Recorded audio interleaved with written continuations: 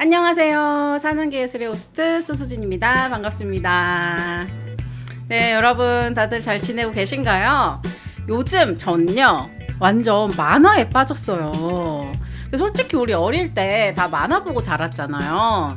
저는 88년생인데 그 시절 대표작으로는 뭐 베르사유 장미, 웨딩 피치, 세일러문, 드래곤볼 뭐 이런 작품들이 있고요. 또 포켓몬도 저는 굉장히 재밌게 봤고, 또 약간 또 클래식하게 또 로컬 작품으로 들어가면 은비까비, 뭐 나라라 슈퍼보드, 그리고 아기 공룡 둘리 같은 또 그런 작품들이 있죠. 다 되게 재밌게 봤고, 또 순정 만화 한번 또 붙어줘야죠. 우리 청계영 선생님의 언플러그드 보이. 정말 빠질 수 없는 명작이고, 진짜 오디션, 내 말해 뭐예요. 너무 좋아하는 작품이고요.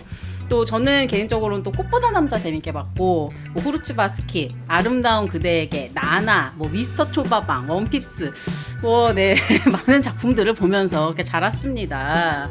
그래서 뭐 그런 만화 DNA가 우리 모두에게 있다 이렇게 생각을 하는데요. 그래서 저는 이 만화 DNA를, 이 청소년기에 이제 발달한 이 만화 DNA를 가지고 20대 때는 웹툰을 굉장히 즐겨봤습니다. 거의 뭐 안 보는 웹툰이 없을 정도로 많이 봤고, 근데 요즘은 희한하게도 이제 애니로 살짝 그게 넘어갔어요. 애니메이션. 그래서 일본 애니메이션을 많이 보고 있는데 좋은 작품이 정말 많더라고요. 뭐 진격의 거인은 전 세계적으로도 많은 인기를 얻은 작품이고, 저는 뭐 귀멸의 칼날도 재밌게 봤습니다. 근데 요즘 저는 주술회전에 푹 빠져 있어요. 지금 이 주술 세계에 저는 그냥 그 세계에 살고 있습니다, 여러분. 요즘 제가 잠깐 이 오프닝에 주술회전을 살짝만 소개를 해드리면, 주술회전의 큰 주제는 저주예요. 그래서 인간이 만들어내는 그 저주 에너지 있잖아요. 뭐 공포, 뭐 분노, 혐오, 뭐 이런 어떤 부정적인 감정이 쌓여서 생긴 에너지를 주력이라고 부르는데요. 이 주력이 일정 정도 이상 쌓이면 이게 괴물 같은 형태의 주령이 됩니다. 주령은 사람들 눈에는 보이지 않지만 주술사들의 눈에는 보여요. 그래서 실제로 그 주령이 사람을 해치거나 또 죽이기도 합니다. 그래서 주술사가 나서는 거죠. 그래서 인간의 이런 부정적인 에너지가 얼마나 파괴적인지 이제 그런 인간성을 잘 드러내는 작품입니다.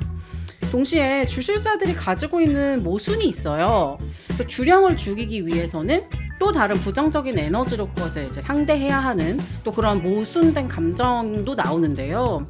그래서 또 여기에 나오는 명대사가 있습니다. 이제 명대사가 너무 많은데 이제 그 중에 하나를 좀 읽어드리면, 사랑만큼 일그러진 저주는 없어. 말해 뭐해. 네, 여러분 한번 보세요. 주술회전 재밌습니다. 밑에 쿠다사이. 예. 그래서 인간이 느끼는 정말 그런 다양한 감정과 모순, 그런 것들이 이 만화에 담겨 있어서 제가 굉장히 빠져서 보고 있는 것 같습니다. 작화 또한 정말 훌륭하고요. 네, 그래서 오늘 우리가 다뤄볼 주제는 바로 미루기입니다. 만화 이야기를 이렇게 오프닝에서 실컷 하고 이제 미루기를 주제로 삼았다? 약간 스멜이 나죠? 지금 만화책만 보면서 뭘 저렇게 미뤘길래 미루기를 이렇게 팟캐스트의 주제로 삼았을까? 네, 뭐 스스로 찔립니다. 그런데 안 찔려요. 뭐래? 네, 자아분열의 현장을 보고 계십니다, 여러분. 근데 뭐 정말 진지하게 말하면 저는 특별히 미룬 건 없습니다. 뭐 스스로 약속한 대로 지금 팟캐스트 제작도 잘 진행하고 있고요. 또 예정된 스케줄, 뭐 전시나 협업, 강의, 뭐 다 그냥 스케줄대로 또 주어진 대로 잘 진행하고 있어요. 근데 저 스스로 지금 하지 않는 것이 있다면 어떤 새로운 창작물을 만들어내지 않는 것. 뭐 어떻게 보면 지금 하고 있는 이 유튜브도 뭐 크리에이터, 즉 뭐 용어 그대로 풀어보자면은 창작이라고 할 수도 있겠지만, 정확히 말씀드리면 예술 활동을 하고 있지 않습니다. 지금의 저는요. 뭐 비정형의 하트 쉐입 같은 경우는 이제 제가 굉장히 오랜 시간 고민하고 발표한 작업이었거든요. 그걸 통해서 또 수수진이라는 작가를 알게 되신 분들이 계셔가지고 뭐 너무 감사하고 영광스럽게 생각합니다. 근데 요즘은 이제 제가 그런 예술에 대한 구상은 이제 따로 하고 있지는 않아요. 뭐 미뤘다고 말해도 크게 무리는 없을 것 같습니다. 미루기는 보통 이제 고쳐야 할 습관이나 뭐 의지 부족의 그런 증거처럼 이야기가 되죠. 그리고 또 일부 사실이기도 합니다. 뭐 근데 우리는 늘 미루면서도 이 미루는 행위 자체에 죄책감까지 느껴요. 왜 그런 걸까요? 그러니까 오늘 할 일을 내일로 미루지 말자라는 말, 사실은 또 너무 당연한 말이잖아요. 뭐 그러니까 뭐 미뤘으면 잘못한 거다 이렇게 말할 수도 있겠는데요. 뭐 미루는 습성이 성인 ADHD의 어떤 특징이다라고 말하는 것이 지금은 되게 대중적이고 일상화가 되었어요. 그러니까 그렇다면 어떻게 보면 정말 전 국민이 성인 ADHD를 앓고 있다라고 말해도 막 무리가 없을 정도로 느껴집니다.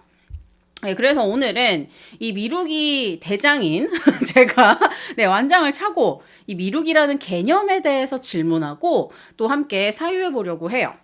네, 그래서 우리의 사유를 도와주실 작가님 모셔보겠습니다. 박수로 맞아주세요. 네, 오늘 오실 분은 조르조 모란디 작가님이십니다. 네, 우리 조르조 모란디 선배님은 이탈리아의 화가입니다. 볼로냐에서 새 누이와 함께 작은 아파트에 살면서 운둔자처럼 작업을 했다라고 알려져 있어요. 근데 우리 모란디 선배님의 작업은 한정된 모노톤 색조와 단순화된 형태로 특정 지어집니다. 네, 우리 선배님은 벼룩시장에서 이렇게 사서 모은 병을 배치하고 또 수없이 위치를 바꾸면서 이 빛과 형태의 관계를 실험했습니다. 네, 지금 보시는 작품을 보면 거의 뭐 이거 다른 그림 찾기 수준으로 비슷한 병이 비슷한 구조로 나열되어 있는 것을 볼 수 있습니다. 그러니까 어떻게 보면 지극히 평범하게 보일 수 있는 작품인데 어떻게 우리 모란디 선배님은 20세기 현대미술에서 정물화의 거장이라고 불리는 걸까요? 전에 작가 리서치를 하면서 어쩜 이렇게 각자가 모두 다른 방식으로 다 다를까? 저 이런 생각을 한다 말씀드린 적이 있거든요. 근데 뭐 우리가 전에 보면은 뭐 나그네로 사는 삶, 고독을 스스로 선택한 삶, 예술에 자기 자신을 완전히 내맡긴 삶, 뭐 이런 이야기들을 많이 했다면 모란디 선배님은 오히려 볼로냐 지키미, 그러니까 본인이 태어난 고향 볼로냐를 지키미라고 할 수 있을 정도로 이탈리아를 떠나지 않고 대부분의 생애를 볼로냐에서 보냅니다. 선배님의 추상 세계를 살펴보면 물론 추상에 대한 뭐 정의가 작가마다 다르다고도 할 수 있거든요. 우리 모란디 작가님의 윗선에 계신 선배 작가인 세잔을 보면은 사람이 사물을 보는 것에 계속해서 회의감을 가졌단 말이에요. 그래서 그 회의감을 가지고 본인의 추상 세계를 펼쳐왔는데 그것과는 또 달리 우리 모란디 선배님은 그냥 보는 것 그 자체에 집중을 하신 분입니다. 그래서 이 현재 내가 보고 있는 사물 안에서 추상을 끌어냈다는 점에서 이 작가의 작품이 의미가 있는 거예요. 저 뭔가 더 새롭고 막 더 독창적이고 더 특이한 것을 위해서 환경을 바꾼 사람이 아닙니다. 자신의 삶을 예술에 과격하게 내던지지도 않죠. 그러니까 작가님의 생애를 보면요, 뭐 중간중간 약간의 스타일 변화는 있었지만 결국은 다시 자기 작업실로 돌아옵니다. 이거는 이 작가가 무기력해서도 아니고 뭐 게을러서도 아니죠. 근데 저는 이렇게 해석을 하는데요. 모란디 선배님은 다음으로 가지 않는 사람이었다. 그러니까 모두가 더 앞으로 나아가려고 할 때 되려 그 다음으로 가는 행위를 미루고 오히려 머물면서 모든 결정을 보류하는 사람이었다. 저는 이렇게 해석을 합니다. 그래서 이 선배님의 작품이 어쩌면 그 머무름의 결과라고 볼 수도 있겠죠. 혹시 여러분은 어떠신가요? 지금 무엇을 가장 미루고 계신가요? 미룬다는 단어에는 게으르다는 개념이 내포되어 있는 것 같은데 혹시 이 점에 대해서는 어떻게 생각하시나요? 네, 미룬다는 말에는 이미 판단이 들어 있습니다. 우리는 보통 어떤 일을 미루고 있다 이렇게 말하는 순간 그 사람의 태도까지 함께 평가해버리죠. 뭐 게으르다거나 혹은 의지가 약하다거나. 근데 생각해보면 미루고 있다는 말 하나에 굉장히 많은 상태가 한꺼번에 섞여 있습니다. 그래서 그 상태를 해체해서 한번 분석을 해보려고 해요. 네, 그러니까 오늘의 할 일을 내일로 미루는 경우 여기에 포함되어 있는 상태는 첫 번째, 무기력을 들 수 있을 것 같아요. 현대인들이 무기력에 대해서 굉장한 죄책감을 갖죠. 근데 이 무기력이란 무엇일까요?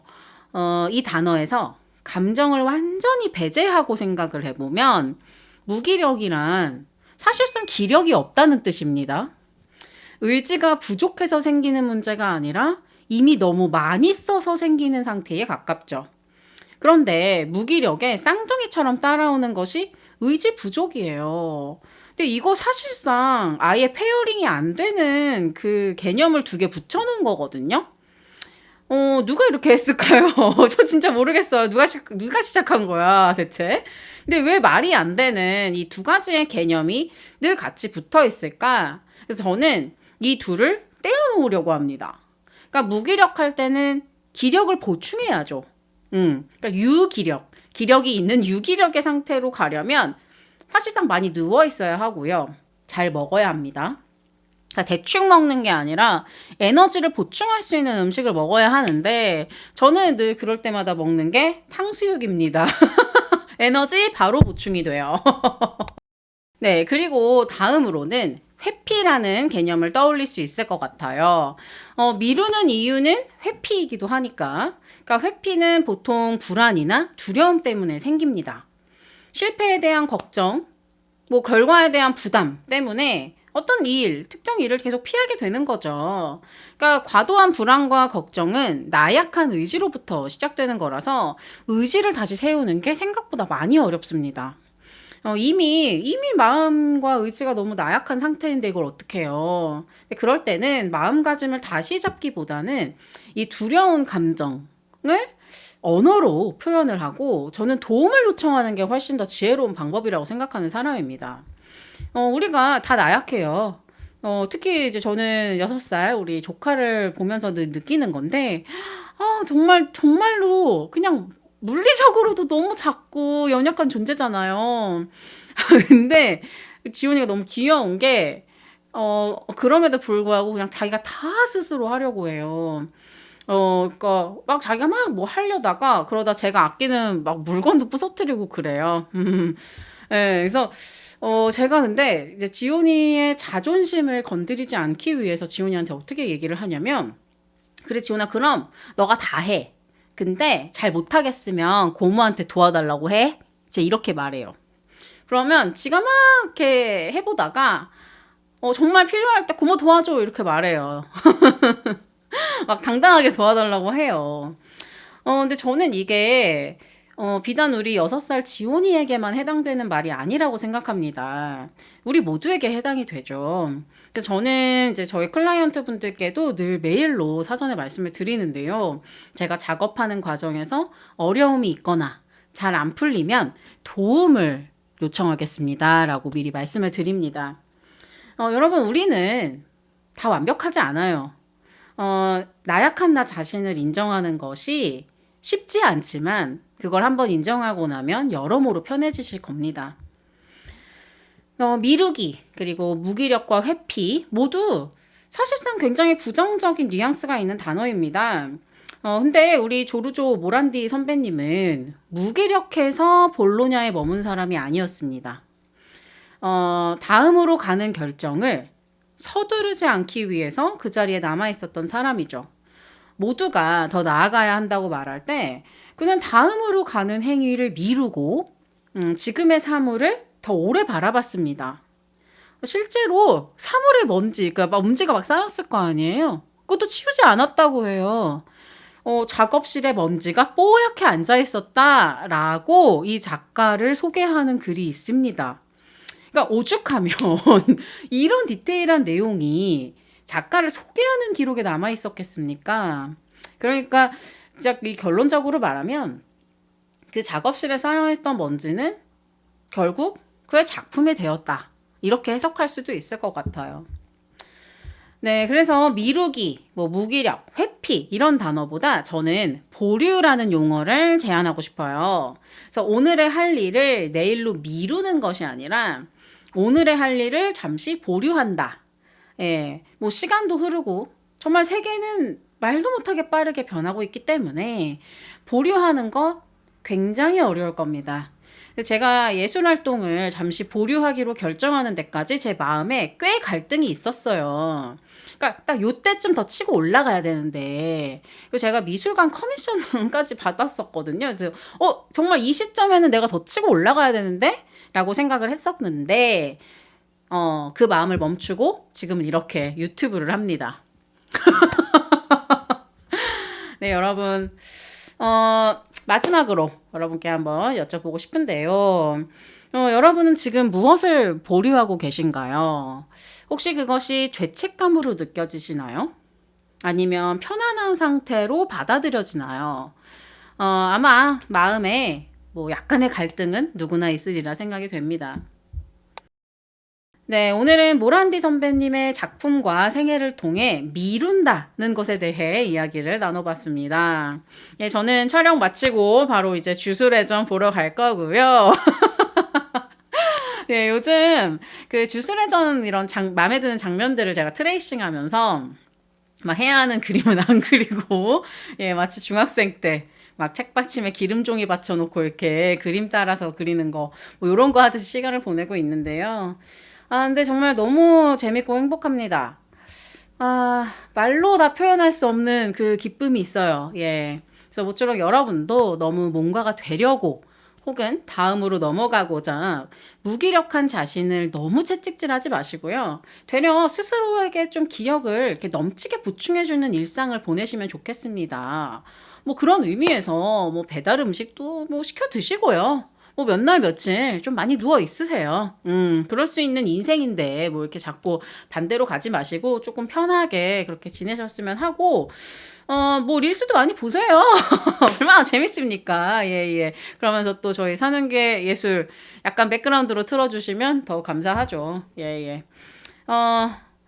여러분 정말 저는 늘 여러분의 사유를 응원합니다. 그럼 다음 이 시간에 또 만나요. 안녕.